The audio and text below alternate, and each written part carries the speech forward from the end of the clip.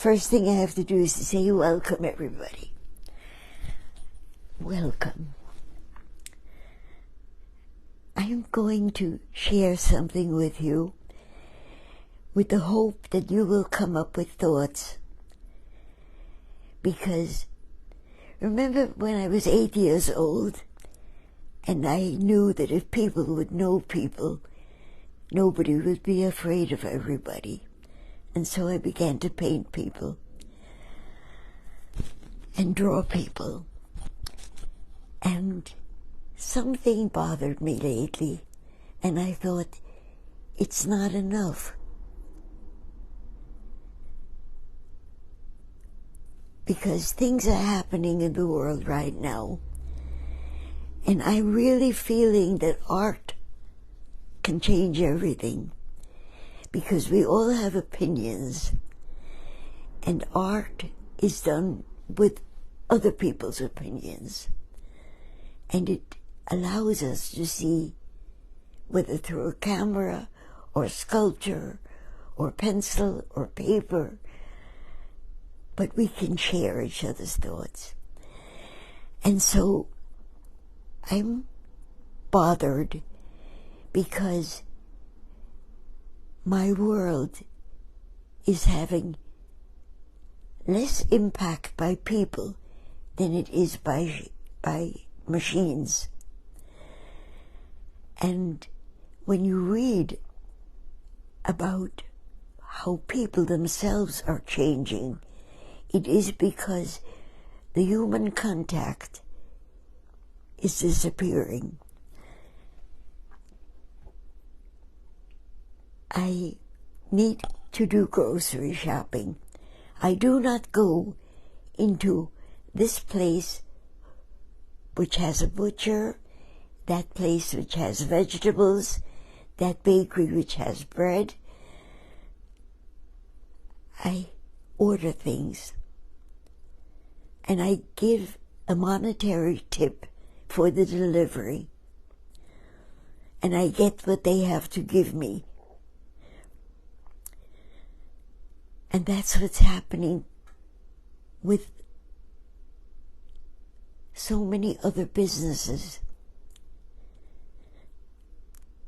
I don't walk to the grocery store because it's too far away. The only place which has everything is a supermarket. And I decided I am going to picture the world that I love, and quickly before it disappears, because I'm guilty for not willing to be giving anything up.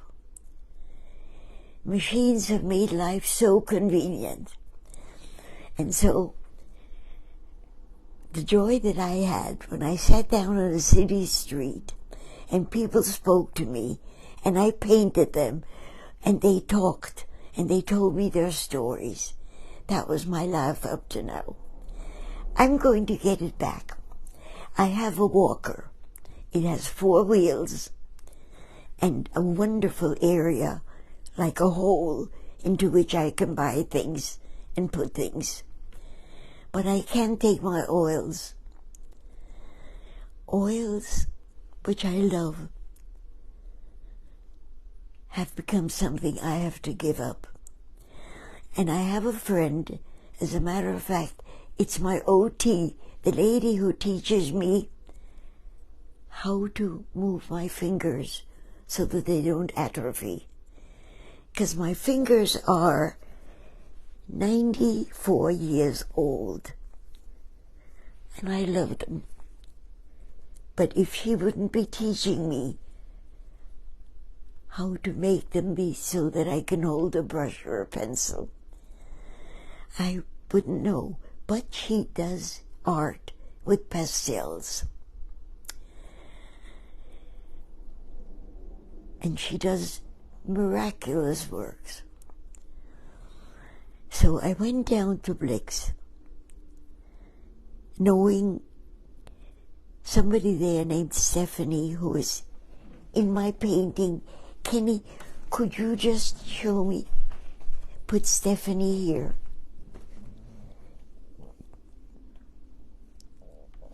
When she sent me a photograph, which I asked for, it wasn't the Stephanie I knew.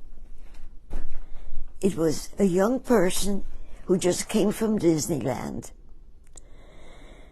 And so when I went to Plex to look for her during this week, it didn't look like the Stephanie with 2 ears from Disneyland. Many years later, still beautiful, but not a very young person anymore. But we connected immediately. She recognized me, and she is a real professional. By professional, I don't mean somebody who has had the schooling and the degrees. I mean, she loves art. She loves teaching. And she sat down with me for over an hour and went over every kind of pencil, everything. And needless to say, I bought everything. But I am going to be able to sit on a corner with my pastel pencils and my regular pencils, because what she made me realize, the medium I'm going to use, I have to create. It's going to be my soft pencils, black pencils. It's going to be colored pencils. It's going to be whatever I need to do what I want. And I'm going to, since my legs and my age no longer let me sit wherever I want to, I'm going to begin in my neighborhood. There is a block. It has Key Food on this side. It has Precision Pharmacy at that end. And in between, it is loaded with little restaurants and stores and a dry cleaner. In other words, the America which we are losing. And so I'm going to begin with that. And you'll watch every day as I do it. Every Monday night. Because it really happened because I'm house cleaning. I'm looking for things to see, do I need everything that I have? And that I learned from my granddaughter, Denise, whom we call Denny, and her husband, Mike, who said, let's give things away. What we don't need, let's give it away. And so I began to give things away that I really don't use anymore. 2 shirts make me look fat. Another few shirts make me look awful. When I was young, they fit. Among them, I found a whole series of boxes. They were behind a cabinet. I had 2 bookcases, and those bookcases were filled with boxes. The boxes held, I feel like crying when I think of it, cards from my family to each other. One was for Eric when he was 90 years old. One was for Eric and me when we had an anniversary. One was for Joni. Cards given to Joni. One was for Kenny. given by him and for him, because they lived with me. Right? In each, so I was the one in charge, and I kept all the cards they got. But when I held the card,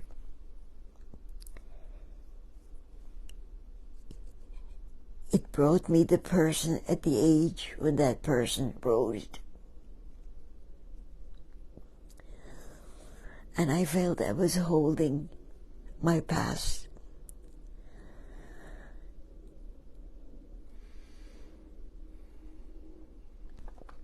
A bought card with a little note saying happy birthday doesn't do anything. But when it's a childish drawing, that child comes back to me in my mind. And the drawing that I'm going to be doing of what we lost was triggered by holding those cards. I thought, I lost those years of those cards. But when I hold a card that Jessie wrote with her drawings, I remember Jessie being little. Every card gave me a message. And then there's a big box of letters that my father and my mother wrote to me when I left Panama and went to live in America. And both my parents had loved to write, and my father had written a book about his life. When I was 13 years old, I am now 94, and I held that handwritten book, and I said, Daddy, thank you. And Joni had written a book about her life. Not Joni, my mother had written a book about her life. By the way, Joni is writing one. And my drawings are going to be that. They're going to be so that someday when you see them, you will say, I remember when there was a soda fountain and I met my friends there. But I also have to realize that what I am going to do with full realization that I couldn't bear to live back there. How could I not have a cell phone?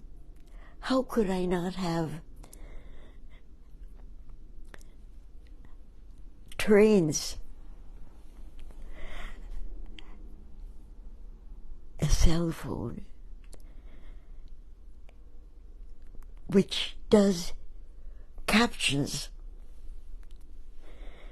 My hearing is awful. I don't need this cell phone because now Dory, who you all know, who does my everything when it comes to technology, she took my cell phone and put captions on it. And I don't have to hear. I can read. Because somebody invented glasses. How could I live if I had to give up all the greatness of technology? Okay, so now let me paint. And there's some comments that I can read. Read every comment. You know I will. So Tammy Smith is watching, and Kent is watching and says, hi, Hetty. And John... Oh, stop 1 minute. Do you realize that Kent and I met through the internet? And he came from Sweden to visit me and brought me a book, and the book is there in my bookcase. Should I go From his family, no, because we'll do that on the... But what have I been given by what takes people away? And so... There's more comments too. Read them all. Okay, John Taracuso says, "Hi Hetty, hi Ken, hugs from California, hugs back John." Yola Pitacas is watching. Jose from Venezuela says, "Looking forward to your next meeting, Hetty, much love." Julie is watching. Phyllis is watching.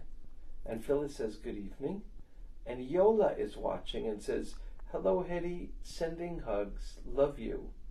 And Lee says, "Your art will particularly move people to a better place long after we all are gone."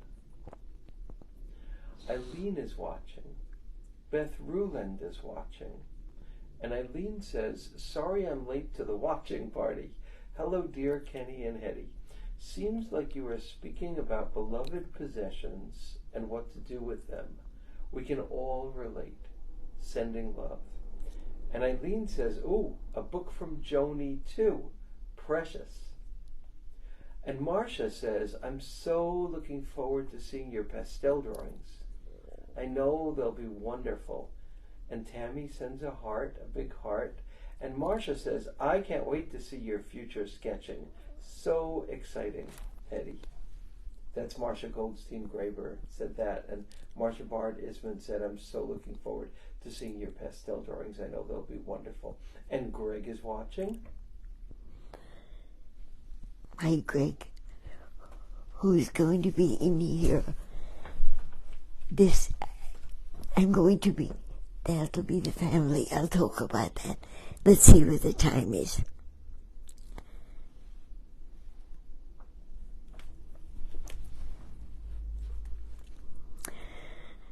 What I want to also say, I was going to read one saying from anybody. It is something so special. Instead, Jose, whom I met through the miracle of the internet, is from my mother's side of the family, where the last name was Bilgray. Discovered through Facebook. We discovered each other. He came over here to visit from Panama. Jose does something that is so dear to my heart. If not for Panama taking us as a family, if Uncle Max would not have sent us visas, I doubt we would have lived. When Hitler took over, we escaped last minute to Panama. Jose works for the UN refugees, and he even wrote something once about how they climbed through the jungles in order to escape what is happening in their countries. And he wrote about how unhappy he is because he can't do enough.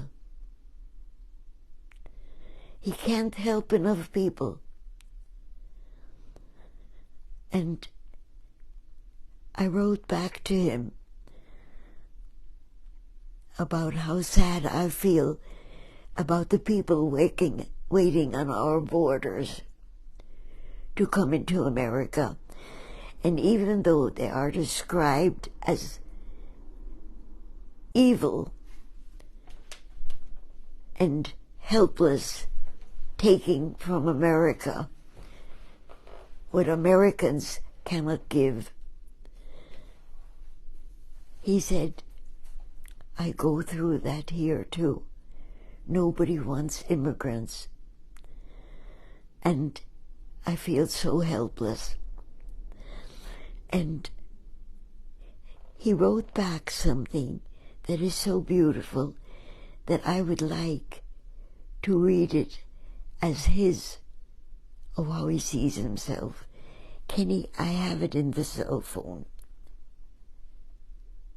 Oh. Jose, ask for Jose. I found it today. Let me see if I can find it. It's in the cell phone? The Could it what? be in the iPad too? Yeah. Well, tell you what. Jose Espinoza, Bill Gray. Okay, folks, give me 1 second. Yeah. I have to. Some of the people will laugh at what we're doing because it'll just be a click of a button. Otherwise, I will have it next week. But he sent back a story about hope. Okay, I'm gonna send it. I'm gonna go get it. But you have to. Does it say hope there? Can I ask you to just hold this Yes. on the painting so that people could see the painting while I go do Yeah. Thank you.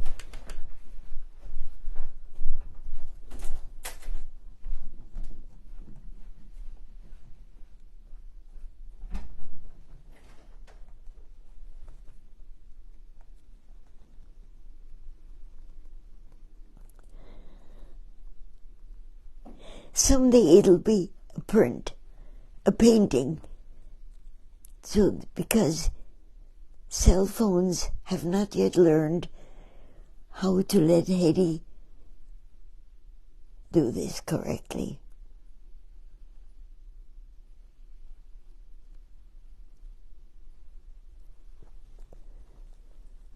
By the way, this is going to become Jose, but it'll take a long time. Kenny, did you find it? I don't know where to look. Do I look under email? Is it email? It's called Hope. But was it an email that was sent to you? Yeah. Okay, give me a second. I hate to do this to all of you, but technology... Got it. He got it. Okay. And I'm going to read that to you as his wonderful answer to me. Is it the one Rise to the Occasion? Possibly. And was it sent today? No. It was sent a week ago there. Kenny, let me not do it. Let me do it next week, but we don't make people wait. I'm having Kenny on the screen. I think I found it. Okay. Ah, I found it. Oh, you're wonderful. Should I read it? Yes. Okay. Sorry, folks. Remember, Jose, I found you through the internet. How could I give up an internet? So Jose wrote, I just read this and had to share it with you, Hetty. Here's an excerpt from a letter by E.B. White on hope. As long as there is one upright man, as long as there is one compassionate woman, the contagion may spread. The contagion may spread, and the scene is not desolate. Hope is the thing that is left to us in a bad time. I shall get up Sunday morning and wind the clock as a contribution to order and steadfastness. Sailors have an expression about the weather. They say the weather's a great bluffer. I guess the same is true of our humanist society. Things can look dark, and then a break shows in the clouds, and all is changed, sometimes rather suddenly. It's quite obvious that the human race has made a queer mess of life on this planet, but as a people, we probably harbor seeds of goodness that have lain for a long time, waiting to sprout when the conditions are right. Man's curiosity, his relentlessness, his inventiveness, his ingenuity have led him into deep trouble. We can only hope these same traits will enable him to claw his way out.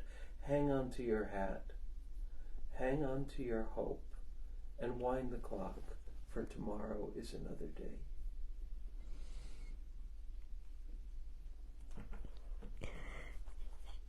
Thank you, Jose. And may you be very successful, because you may have to do it in writing, because the hatred against people who need help is very powerful. And Jose, your dreams, because we've written and spoken to each other, your dreams were had by other people, and they gave me and my family visas to Panama, because no other country was willing to take us. And you are one of those people who sees the need to be who you are. Thank you. And all of you, I love you. Thank you. And there are some more comments. Can I read those? I'd love it. So Amy Lauren is watching, and she says, I joined late. Seeing you makes my whole week. I love you. And Eileen says, Uncle Max and the visas. Meant to be. What a moment in time. And Eileen says, around the letter to Jose, this week or next week is okay. Kenny is amazing. And she just says, Jose. And she said, E.B. White, thank you, and thank you, Jose. And Dina says, thank you so much for sharing that, Eddie, Kenny, and Jose. Kathy says, thanks, Jose. Marcia Goldstein-Graber says, bless you, Jose. And Dina says, technology makes our life faster, but it does bring us all together now. We love our Uncle Maxes.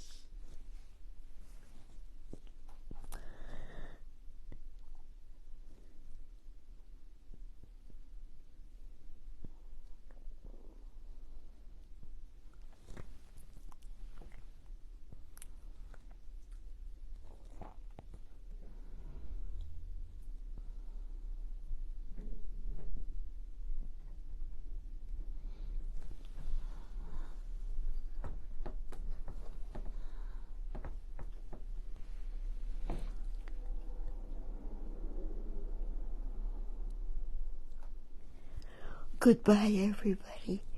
I'm so touched. So don't lose your soul. No matter what people say about the human race.